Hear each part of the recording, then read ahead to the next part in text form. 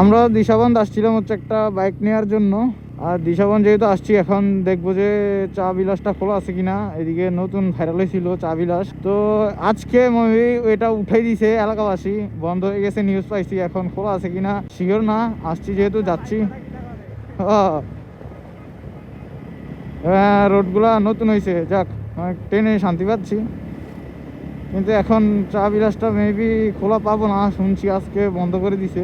না, আছে, এখনো তুলে নাই নিউজটা। তাইলে কি ফেক পেলাম নাকি?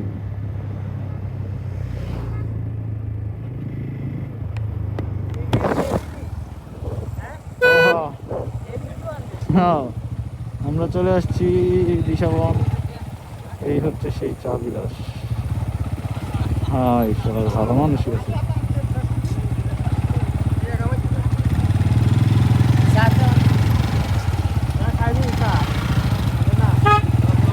দেই না, কি অবস্থা, একদম দ্বিতীয় নদীর পার হয়ে গেছে।